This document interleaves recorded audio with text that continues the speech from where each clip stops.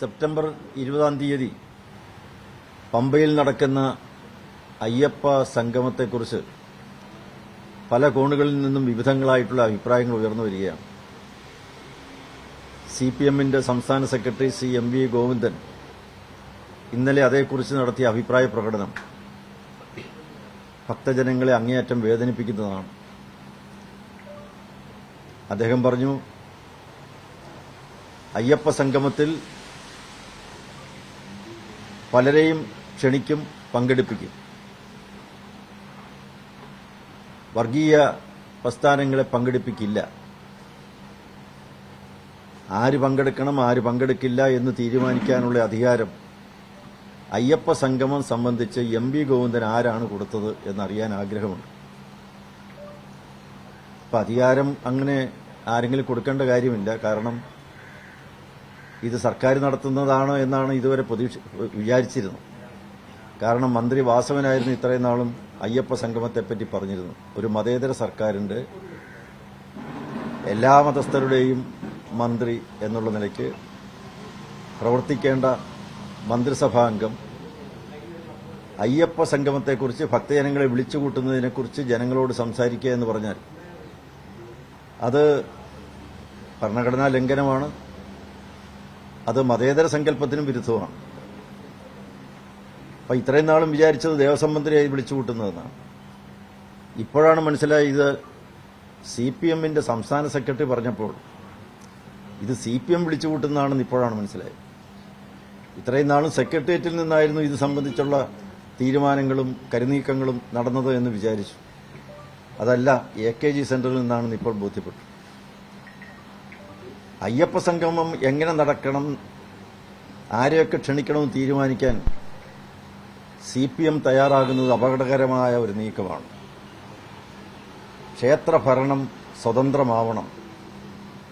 1983 KP Sankaran Nair commission റിപ്പോർട്ടിലും Kerala ഹൈക്കോടതിയുടെ വിവിധ വിധികളിലുമെല്ലാം വളരെ വ്യക്തമായി പറഞ്ഞിട്ടുണ്ട്, ക്ഷേത്രങ്ങളുടെ ഭരണം അത് സ്വതന്ത്രമായിരിക്കണം.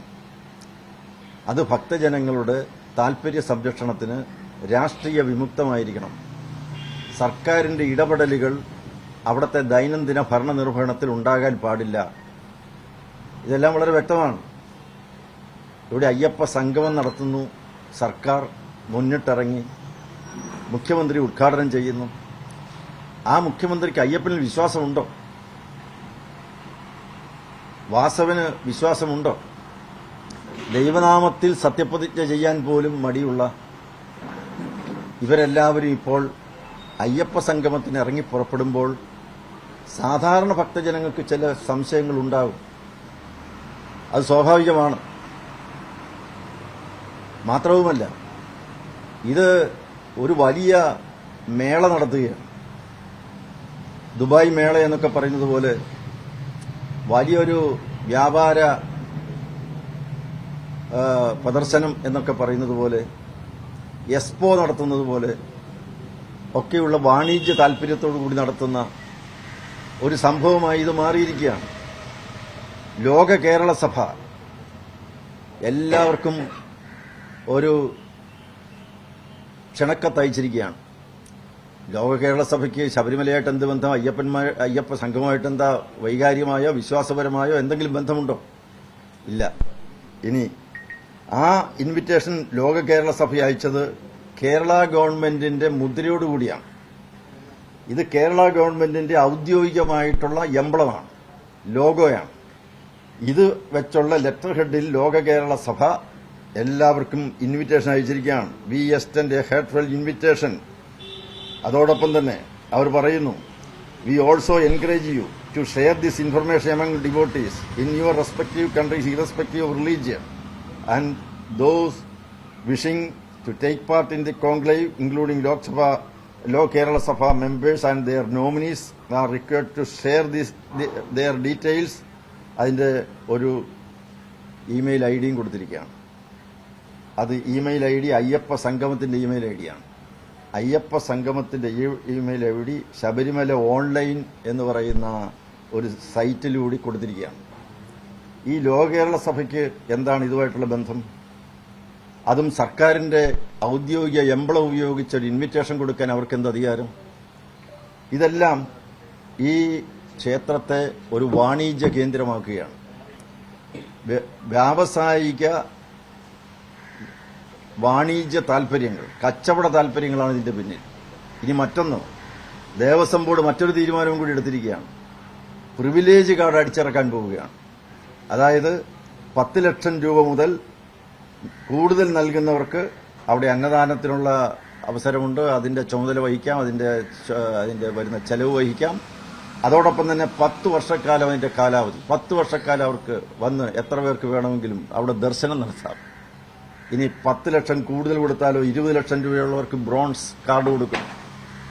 25 ലക്ഷം മുതൽ 50 ലക്ഷം വരെയുള്ളവർക്ക് സിൽവർ കാർഡ്, 50 ലക്ഷം മുതൽ 1 കോടി രൂപ തരുന്നവർക്ക് ഗോൾഡ് കാർഡ്. ഞങ്ങളൊക്കെ, അല്ലെങ്കിൽ ഈ നാട്ടിലെ പാവപ്പെട്ട അയ്യപ്പന്മാരൊക്കെ വിചാരിച്ചിരുന്നത് ശബരിമല സമദർശനത്തിന്റെ സന്നിധാനമാണെന്നാണ്. അവിടെ ജാതി മത വർഗ വർണ്ണ ഭേദചിന്തകൾക്ക് അതീതമായി ചെറിയവനെന്നോ വലിയവനെന്നോ ഉള്ള വ്യത്യാസമില്ലാതെ, പാവപ്പെട്ടവനെന്നോ മുതലാളിയോ എന്നുള്ള വ്യത്യാസമില്ലാതെ എല്ലാവരെയും ഒരുപോലെ കാണുന്ന സമദർശനത്തിന്റെ, സമത്വത്തിന്റെ, സാമൂഹ്യ സമത്വത്തിന്റെ, സാമൂഹ്യ നീതിയുടെ ഒക്കെ കർമ്മക്ഷേത്രമാണ്, പ്രവർത്തന പ്രചോദന സ്രോതസ്സാണ് എന്നൊക്കെയാണ് ശബരിമലയെക്കുറിച്ച് ഇത്രയും നാളും പ്രചരിപ്പിച്ചു വന്നിരുന്നത്. പക്ഷേ വളരെ വ്യക്തമാണ്, ഈ അയ്യപ്പ സംഗമവും പ്രിവിലേജ് കാർഡും എല്ലാം കൂടി ഒരുമിച്ച് വന്നപ്പോൾ എല്ലാവർക്കും മനസ്സിലായി, ശബരിമലയെ ഒരു ടൂറിസ്റ്റ് കേന്ദ്രമാക്കുക, ശബരിമലയെ ഒരു വാണിജ്യ കേന്ദ്രമാക്കി മാറ്റുക, അതിലൂടെ കോടിക്കണക്കിന് രൂപ കൊയ്തെടുക്കുക, പണമുണ്ടാക്കുക. പണം എങ്ങനെ ഉണ്ടാക്കിയെടുക്കുക? അയ്യപ്പന്മാരുടെ വിശ്വാസത്തെ മുതലെടുക്കുക, അവരുടെ വികാരത്തെയും വിശ്വാസത്തെയും സങ്കല്പത്തെയും കച്ചവടവൽക്കരിക്കുക, അതിനെ കച്ചവടക്കരിച്ച് കോടികൾ പണമാക്കി മാറ്റിയെടുക്കുകയാണ്. എന്തിനാണ് ദേവസ്വം ബോർഡ് ഇങ്ങനെ ഒരു നോക്കുകുത്തിയായിട്ടിരിക്കുന്നത്? ദേവസ്വം ബോർഡ് ഈ കാര്യത്തിൽ ഒരഭിപ്രായവും പറയാതെ മാറി നിൽക്കുകയാണ്. അവരുടെ ആണ് ക്ഷേത്രം, അവരാണ് ഭരിക്കുന്നത്. ദേവസ്വം ബോർഡ് സ്വതന്ത്ര പരമാധികാര ധർമ്മ സ്ഥാപനമാണ്. ആ സ്ഥാപനം ഇവിടെ മാറി നിൽക്കുകയും മറ്റ് ചില ആളുകൾ ഇവിടെ വന്ന് അയ്യപ്പ സംഗമം നടത്തുകയുമാണ്. നടത്തുന്നത് എവിടെയാണ്? ഇപ്പൊ ഇവിടെ ഏതെങ്കിലും താജ് ഹോട്ടലിലോ എവിടെയെങ്കിലും വെച്ചാണ് നടത്തുന്നതെങ്കിൽ അത് പോട്ടെ, വെന്യൂ അതാണെന്ന് വിചാരിക്കാം. പക്ഷെ ഇത് പമ്പയിൽ വെച്ചാണ്, ഗണപതി ക്ഷേത്രത്തിന്റെ സമീപത്താണ്. അത് എന്ന് പറയുന്നത് മറ്റൊരു കാര്യങ്ങൾക്കും അവിടെ വരുന്ന അയ്യപ്പന്മാർക്ക് വിരിവെക്കാൻ, അവിടെ എത്തിക്കൊണ്ടിരിക്കുന്ന ഭക്തജനങ്ങൾക്ക് ആവശ്യമായിട്ടുള്ള സൗകര്യങ്ങൾ, അവർക്ക് കിടന്നുറങ്ങാൻ ഒക്കെയുള്ള സൗകര്യപ്പെടുത്തേണ്ട ഒരു സ്ഥലം, അവരുടെ വിശ്രമ കേന്ദ്രം, അങ്ങനെ ഉപയോഗിക്കാൻ വേണ്ടി മാത്രമേ ആ പമ്പ ഉപയോഗപ്പെടുത്താൻ പാടുള്ളൂ എന്ന് ഹൈക്കോടതി വിധിയുണ്ട്. അങ്ങനെ പലരും ഇതിനു മുമ്പ് പല സമ്മേളനങ്ങൾ നടത്താൻ വേണ്ടി അപേക്ഷ ചോദിച്ച സന്ദർഭത്തിൽ അത് നിഷേധിച്ചിട്ടുണ്ട്. അത് കോടതി തന്നെ വളരെ വ്യക്തമാക്കിയിട്ടുള്ളതാണ്. പക്ഷെ അങ്ങനെയുള്ളൊരു സ്ഥലത്ത് വ്യാവസായിക വാണിജ്യ കച്ചവട താൽപര്യത്തോടെ ഒരു അയ്യപ്പ സംഗമം നടത്തുന്നു എന്ന് പറയുമ്പോൾ അത് നിയമലംഘനം എന്നുള്ളത് മാത്രമല്ല, അയ്യപ്പന്മാരുടെ വികാരങ്ങളെ വ്രണപ്പെടുത്തുന്നതുമാണ്. ഇനി പമ്പയിൽ ഓരോന്നും ദേവസ്വം ബോർഡ് നിരോധിച്ചു വരികയാണ്. പമ്പയിൽ തർപ്പണം നടത്താൻ പാടില്ല, കാരണം ആൾത്തിരക്ക് കൂടുതലാണ്. അതുകൊണ്ട് പമ്പയിൽ തർപ്പണം പാടില്ല. പമ്പ സ്നാനം അത് നിയന്ത്രിച്ചിരിക്കുകയാണ്. അതോടൊപ്പം തന്നെ പമ്പ വിളക്ക്, പമ്പ സദ്യ ഒന്നും ഇപ്പോൾ അവിടെ നടത്താൻ പറ്റില്ല.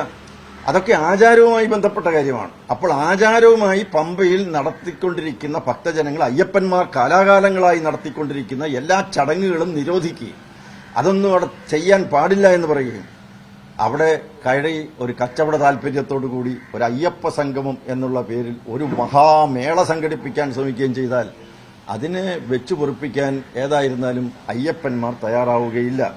ഇനി മറ്റൊരു കാര്യം, ബിന്ദു അമ്മിണി എന്ന് പറയുന്ന ഒരാളെ ഇളക്കി വിട്ടിരിക്കുകയാണ് സി പി എം തന്നെയാണ് ഇറക്കി വിടുന്നത്. സി പി എമ്മിന് ഇറക്കിവിട്ട് ഈ ശബരിമലയിലേക്ക് വീണ്ടും കൊണ്ടുവരികയാണ്. എന്താണ് ഇതിന്റെ ഉദ്ദേശം? ഒരു സ്ഥലത്ത് അയ്യപ്പ മഹാസംഗമം നടത്തി അതിൽ മറ്റൊരു രീതിയിൽ ചൂഷണം ചെയ്യാൻ വേണ്ടി ശ്രമിക്കുന്നു. വേറൊരു സ്ഥലത്തുകൂടി അയ്യപ്പന്മാരുടെ വികാരങ്ങളെ വീണ്ടും വ്രണപ്പെടുത്താൻ വേണ്ടിയിട്ട് ശ്രമം നടത്തുന്നു. ഇത് വളരെ ഒരു തന്ത്രപരമായ നീക്കമാണ്. ബിന്ദു അമ്മിണി വരുന്നു. കഴിഞ്ഞ പ്രാവശ്യം പ്രക്ഷോഭം നടക്കുന്ന കാലത്ത് ബിന്ദു അമ്മിണിക്ക് പോലീസ് സംരക്ഷണം എല്ലാം കൊടുത്ത് ശബരിമലയിൽ കൊണ്ടുപോയി തൊഴിയിച്ചു. അവിടുത്തെ ആചാരങ്ങൾ മുഴുവൻ ലംഘിച്ചു. അതും ഈ സർക്കാർ തന്നെയാണ്. ഇപ്പോൾ വരുന്നു, ഒരുപക്ഷെ തടയും. അപ്പോൾ പറയും, ബിന്ദു അമ്മിണിയെ ഞങ്ങൾ തടഞ്ഞില്ലേ, ആചാരം ലംഘിക്കാൻ പോകുന്നവരെ തടഞ്ഞില്ലേ, ഞങ്ങൾ ആചാരം സംരക്ഷിച്ചില്ലേ എന്ന് പറയാൻ വേണ്ടിയാണ്. ഇതെല്ലാം ഒരു നാടകമാണ്, ഒരു കപട നാടകമാണ്. ഇതൊരു ചതിക്കുഴിയാണ്. ഇത് അയ്യപ്പന്മാർ മനസ്സിലാക്കും. അയ്യപ്പന്മാർ ഇത് മനസ്സിലാക്കിക്കൊണ്ട് തന്നെയാണ് ഇതിനോട് പ്രതികരിക്കാൻ തയ്യാറാവുന്നത് എന്നാണ് എന്റെ വിശ്വാസം. വാസ്തവത്തിൽ ഒരു അയ്യപ്പ സംഗമം നടത്തേണ്ടത് ഗുരുസ്വാമിമാരാണ്. വിശ്വാസവുമായി ബന്ധപ്പെട്ടാണ്. തന്ത്രമുഖ്യനുണ്ട്, പന്തളം കൊട്ടാരമുണ്ട്, ഗുരുസ്വാമിമാരുണ്ട്, കടത്തസ്വാമിയുമായി ബന്ധപ്പെട്ടവരുണ്ട്. അങ്ങനെ വികാരവും വിശ്വാസവും സങ്കല്പങ്ങളുമൊക്കെയായി ബന്ധപ്പെട്ട് നിൽക്കുന്ന നിരവധി ആളുകളുണ്ട്. അവരൊക്കെയാണ് അയ്യപ്പ സംഗമം നടത്തേണ്ടവർ. അവർക്കാണ് പ്രാമുഖ്യം കൊടുക്കേണ്ടത്. മലയാരിയ മഹാസഭയുണ്ട്. മലയാരിയ മഹാസഭ ശക്തമായിട്ട് അയ്യപ്പ സംഗമത്തെ എതിർക്കുകയാണ്. കാരണം അവരായിരുന്നു ആ ശബരിമലയുമായി പരമ്പരാഗതമായി ഒട്ടേറെ ചടങ്ങുകൾ നടത്തിയവർ. അങ്ങ് കാളകെട്ടി ക്ഷേത്രം അവരുടേതാണ്. അവിടം തൊട്ട് ഇങ്ങോട്ടേക്ക് കാനനപാതയിലൂടെ കാണുന്ന എല്ലാ സങ്കേതങ്ങളും മലയേറിയ സമൂഹത്തിന്റെയാണ്. ആ മലയേറിയ സമൂഹത്തിന് പരമ്പരാഗതമായി ശബരിമലയുണ്ടായിരുന്ന എല്ലാ അവകാശങ്ങളും ധ്വംസിച്ചു, എടുത്തു കളഞ്ഞു, റദ്ദ് ചെയ്തു. അവരെ ഒന്നുമല്ലാത്തവരാക്കി. അതേക്കുറിച്ച് എന്ത് പറയുന്നു? പൊന്നമ്പലമേട്ടിൽ ദീപം തെളിയിക്കാനുള്ള അവകാശം അവർക്കുണ്ടായിരുന്നു. അവിടെ നിന്നും അവരെ എടുത്തു മാറ്റി. ഇതെല്ലാം കാണുന്നു.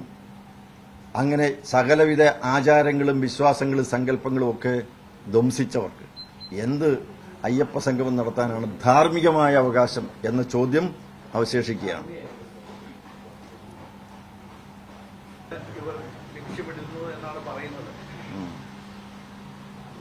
ഇതിലൂടെ കീശ വികസിക്കും. പക്ഷേ ശബരിമല വികസിക്കാൻ ആവശ്യമായിട്ടുള്ള എല്ലാ പദ്ധതികളും അവിടെ ഉണ്ട്. എക്കോ സ്മാർട്ട് എന്ന് പറയുന്ന വലിയ കമ്പനി, ഡൽഹി കേന്ദ്രമായിട്ടുള്ള വലിയ കമ്പനിക്ക് ലക്ഷക്കണക്കിന് രൂപ ചെലവഴിച്ച് അവിടെ വികസന പദ്ധതി മാസ്റ്റർ പ്ലാൻ തയ്യാറാക്കിയിട്ടുണ്ട്.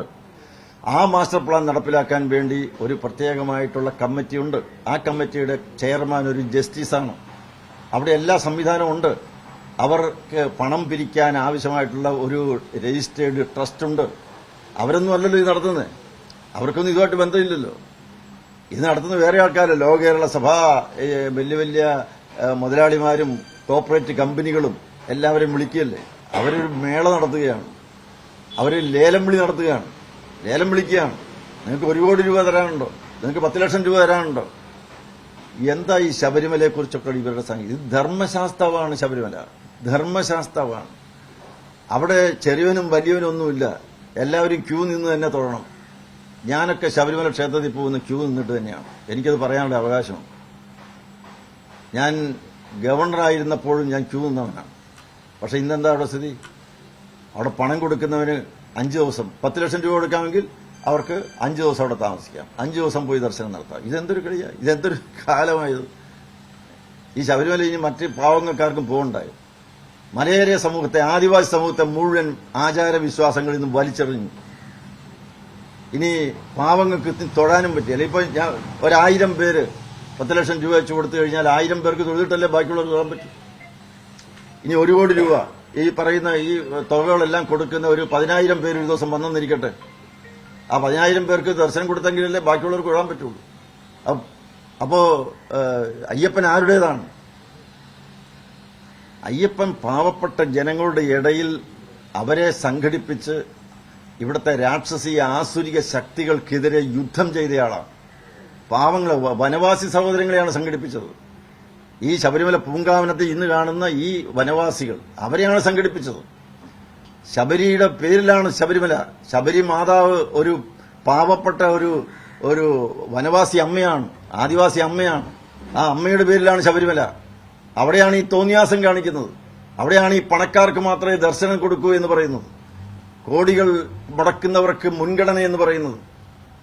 ഇതൊക്കെ വാസ്തവത്തിൽ ഈ നാട്ടിൽ, നമ്മുടെ കമ്മ്യൂണിസ്റ്റുകാർ ഭരിക്കുന്ന ഈ നാട്ടിൽ സംഭവിക്കുന്നത് പറയുമ്പോൾ എത്ര വിരോധാഭാസമാണ്. നോക്കാം, എല്ലാം കോടതി വേണ്ട, ഞങ്ങൾ ജനങ്ങളുടെ കോടതിയിലാണ് വിശ്വസിക്കുന്നത്.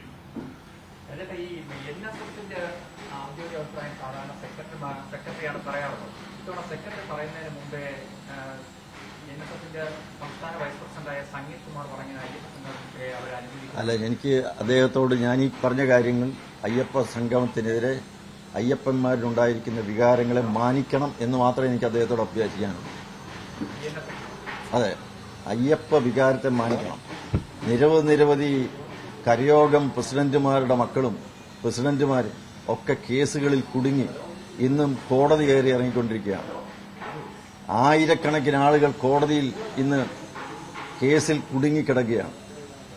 അവരുടെയൊക്കെ തൊഴില്, അവരുടെയൊക്കെ ഭാവി അപകടത്തിലാണ്. ഈ കേസുകാരൻ പലർക്കും പാസ്പോർട്ട് എടുക്കാൻ നിവൃത്തിയില്ല, ജോലി കിട്ടുന്നില്ല.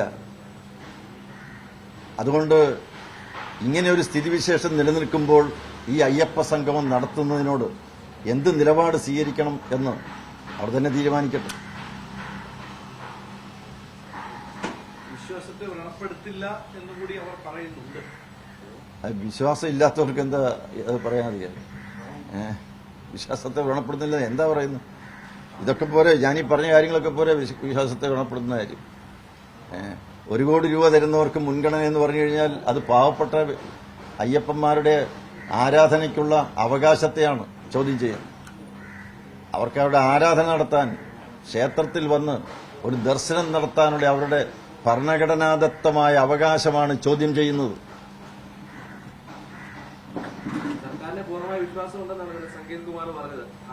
അതെ, ഞാൻ അത് തന്നെയാണ് പറഞ്ഞത്. ഞാൻ അവരോട് അഭ്യർത്ഥിക്കുകയാണ്, എനിക്കത് മാത്രമേ പറ്റൂ.